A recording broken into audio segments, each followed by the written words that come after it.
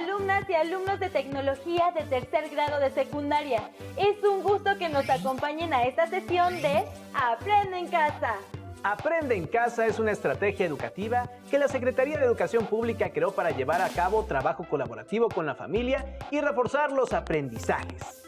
Identificaremos las características de los procesos y avances de innovación a lo largo de la historia.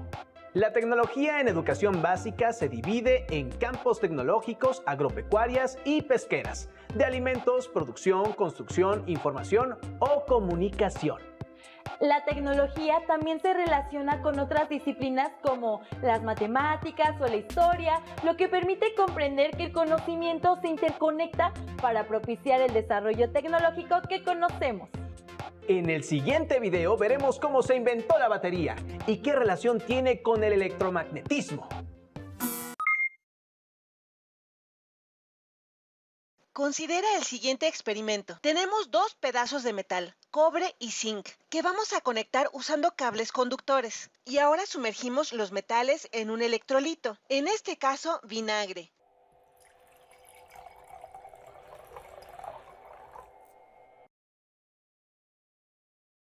Observarán que se forman burbujas alrededor del zinc, pero no en el cobre. Los metales lucen diferentes de esta manera. Si ahora unimos los cables que conectan a ambos metales, algo cambia. Se empiezan a formar pequeñas burbujas alrededor de la terminal de cobre. Pareciera que algo es jalado del zinc a través del cable y resulta que este es un flujo de carga eléctrica. Conforme los electrones son jalados lejos del zinc hacia el cobre a través de la ruta conductora de los cables. Imaginen este flujo como resultado de un desequilibrio de cargas o presión eléctrica entre los dos metales. Comparemos la descarga instantánea que observamos con los experimentos de electricidad estática. A finales del siglo XVIII, Alessandro Volta había estado investigando este efecto. Más importante aún, se dio cuenta de que si se encadenaban estas celdas, se amplificaba este flujo de carga. Y para 1800, él simplificó más aún las cosas, eliminando la jarra que estaba proporcionando más electrolitos de los necesarios. Él escribió que algunas docenas de discos de cobre, por ejemplo estas monedas, junto con un número igual de piezas de zinc, él preparó pedazos de material esponjoso capaces de retener agua. Así que emparejó un pedazo de cobre con un pedazo de zinc, siempre con el mismo orden, y siempre ponía un pedazo de material húmedo entre estos discos. Y continuó haciendo esto hasta tener una columna lo más alta posible, sin que se cayeran. Esto es famosamente conocido como la pila voltaica, la primera batería o pila en la historia en tener un flujo continuo de carga eléctrica o corriente. Si se agregaban más celdas, aumentaba la presión eléctrica de la corriente, resultaban en el aumento de la presión eléctrica en ambos extremos. Y la presión eléctrica fue uno de los primeros términos para referirse a lo que ahora conocemos como voltaje, llamado así en honor a Volta. Si ambos cables en los extremos de la pila se tocan de forma directa, podremos observar una serie de choques o chispas. Al principio, el uso de la corriente eléctrica como método de comunicación no fue algo obvio inmediatamente. Solo se observaban chispas y burbujas. Una idea fue usar la presencia de burbujas para representar letras, y el telégrafo de burbujas usó este método, aunque involucraba 26 circuitos diferentes, uno para cada letra, y se basaba en el hecho de que la batería o la pila que proporcionaba la corriente podía colocarse alejada de las jarras o de los recipientes que contenían las terminales que producían las burbujas. Fue un invento ingenioso, aunque no muy práctico y nunca se usó. Pero pronto todo cambiaría. Después de una famosa demostración, en 1819, se encontró que si pasábamos un cable cerca de una brújula y conectábamos este cable a una pila, en el instante en el que el cable hace contacto con la pila, se movía la aguja, sin tener contacto físico alguno. La única explicación era que la corriente que era llevada por el cable creaba un campo magnético temporal. A esto le siguieron varias pruebas para descubrir la dirección de este campo. Primero se pensó que apuntaba a lo largo del cable que llevaba la corriente, o quizá emanando hacia afuera del cable, de la misma manera que viaja el calor. Pero después se descubrió que estaba viajando alrededor del cable, en círculos perpendiculares. Así que un lazo de cable crearía un campo magnético que apunta a través del centro de este lazo, girando hacia afuera. Esto se convirtió en un galvanómetro, que se diseñó para detectar y medir corriente eléctrica. Simplemente era un rollo de cable o una bobina con una brújula suspendida en el centro. Cuando se aplicaba corriente eléctrica a la bobina o al cable enrollado, se creaba un campo magnético al centro del cable, rodeándolo por afuera, de manera que la aguja siempre apuntaba de forma perpendicular a la dirección de la fuerza, que se encontraba en equilibrio a ambos lados de la aguja. Y mientras más fuerte era la corriente, más grande sería el movimiento o el desplazamiento de la aguja. Y para 1824, William Sturgeon demostró una forma de aumentar la fuerza de este campo simplemente enrollando un cable conductor alrededor de un pedazo de acero, que podría ser un clavo. Se podría amplificar la fuerza magnética porque el acero es un mejor medio para apoyar la formación de un campo magnético. A esto le llamamos permeabilidad. Y al enrollar varias veces el cable alrededor del clavo, se puede aumentar la fuerza del campo miles de veces. Esto se conoce como un electroimán.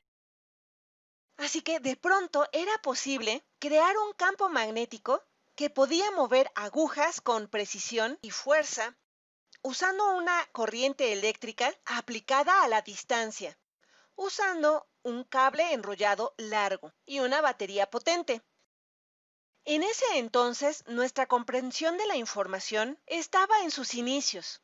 Las personas pensaban en la información de un mensaje como el número de letras en un mensaje, así que la meta era intuitiva: ver quién podía encontrar una forma rápida de transmitir letras, y quien tuviera el sistema más rápido, entonces podría reducir el costo por mensaje para el receptor usando este sistema. Y una mina de oro esperaba para aquella persona que lograra hacer esto primero. Existen diferentes tipos de baterías, por ejemplo, de plomo ácido, de níquel cadmio y de iones de litio. Su utilidad es diversa: para el encendido de un automóvil, para que funcione el control remoto de la televisión o para que encienda un teléfono celular. La innovación de la técnica se observa también cuando ocurren conflictos bélicos. Aunque sabemos es mejor promover una cultura de paz entre las personas, comunidades, estados y países. Veamos el siguiente video. La Gran Guerra, que posteriormente fue conocida como la Primera Guerra Mundial, enfrentó a las naciones con intereses imperialistas. Grandes potencias como Gran Bretaña, Francia y Alemania, entre otros, deseaban dominar los recursos económicos de las colonias en Asia y África y someter a otros países. Una de las consecuencias de este enfrentamiento militar a gran escala fue que la industria de estos países se puso al servicio de la guerra y crearon armas que eran más rápidas y mortíferas, como ametralladoras, granadas, tanques, aviones, buques y submarinos e incluso armas químicas. Las armas químicas generaron mucho temor entre las tropas, pues se trataba de un arma misteriosa que causaba efectos distintos a los de las armas convencionales, y para protegerse de esos gases mortíferos se inventó la máscara antigás. Francia fue uno de los países que utilizó sustancias químicas durante la Primera Guerra Mundial. El agente químico fue lanzado primero con granadas de mano y después con granadas de fusil. No obstante, el volumen del agente tóxico era tan pequeño que su efecto era prácticamente nulo, sobre todo al emplearse al aire libre.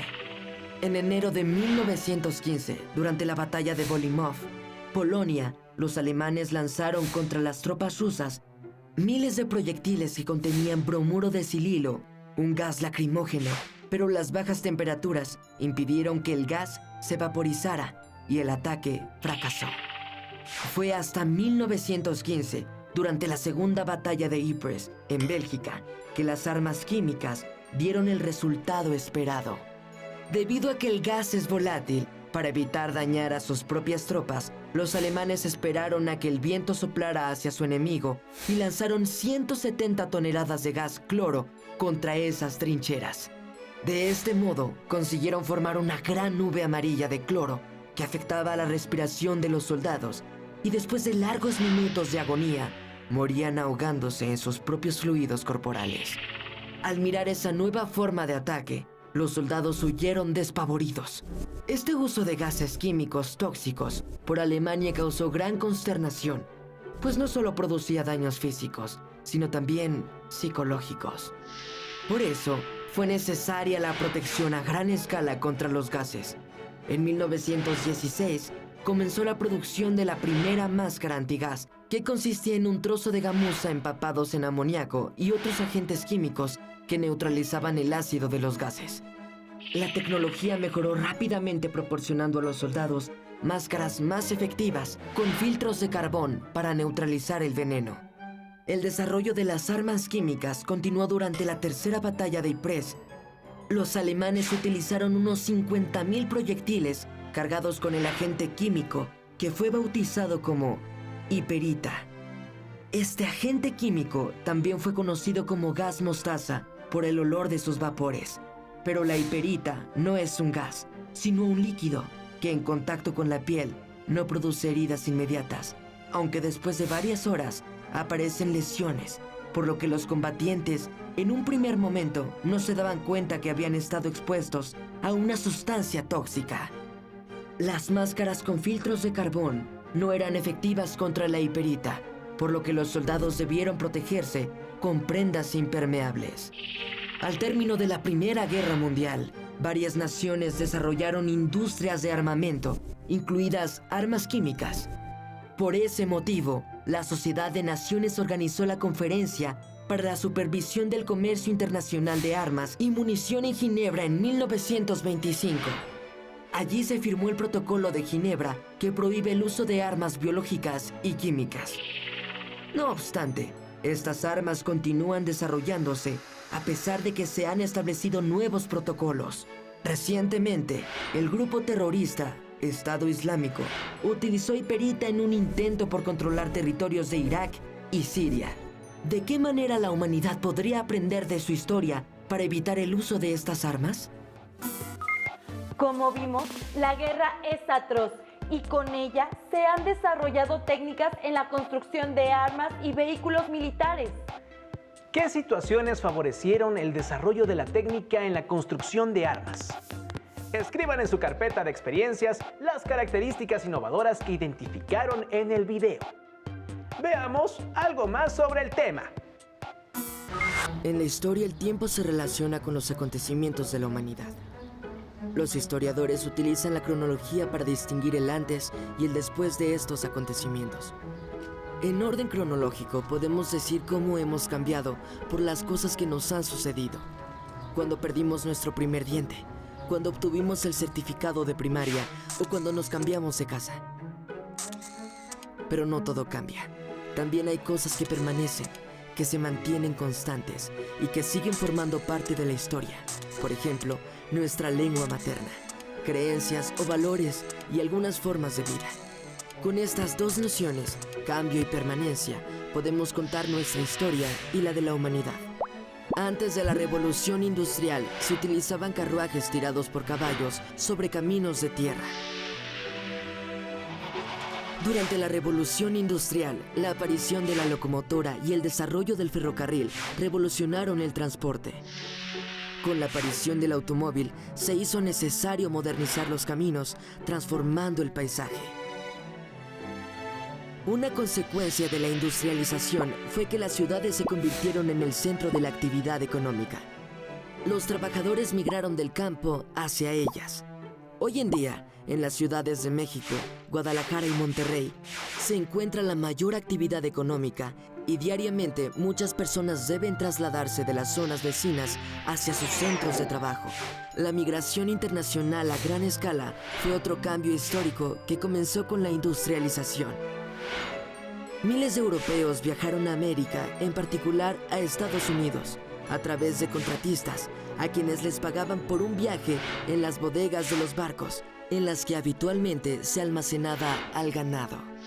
Así estos contratistas obtenían sus ganancias con el transporte de migrantes que se empleaban en las obras del ferrocarril o en el trabajo de las minas. En la actualidad, ¿qué sucede con la migración? Seguramente en tu comunidad hay historias de personas que han migrado en búsqueda de mejores oportunidades económicas a Estados Unidos y han debido hacerlo en transportes que no están acondicionados para ellas, como camiones y trenes de carga. Las personas continúan buscando mejorar sus condiciones de vida, pero también migran por razones políticas, religiosas o por desastres naturales, entre otras. La industrialización del siglo XIX fue un proceso que transformó las relaciones económicas, a la sociedad y la vida cotidiana de las personas. La historia humana es cambio y permanencia en el tiempo, es decir, los procesos históricos pueden implicar transformaciones, pero hay muchos elementos del pasado que se mantienen constantes y que podemos identificar en el presente. De esta manera, las nociones de cambio y permanencia nos ayudan a comprender nuestra historia. Reflexionemos sobre las siguientes preguntas. ¿Cómo se trasladaban las personas por tierra antes de la Revolución Industrial? ¿Cuál fue la relevancia del ferrocarril para la movilidad de las personas? ¿Qué otros requerimientos fueron necesarios para el funcionamiento de estos vehículos? ¿Consideran que es necesaria la innovación constante de la técnica? En su carpeta de experiencias, redacten sus conclusiones para que posteriormente las compartan con su docente. Para reforzar lo aprendido, platiquen con su familia sobre el tema. Es momento de despedirnos. Los esperamos en otra sesión de Aprende en Casa. ¡Nos vemos pronto! ¿Cómo se trasladaban las personas por tierra antes de la Revolución Industrial?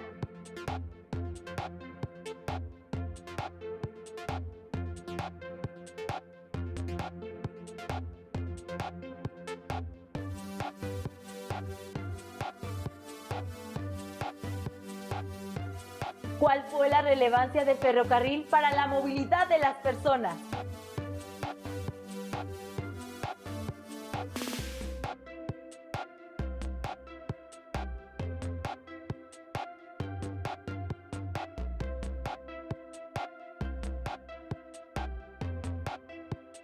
¿Qué otros requerimientos fueron necesarios para el funcionamiento de estos vehículos?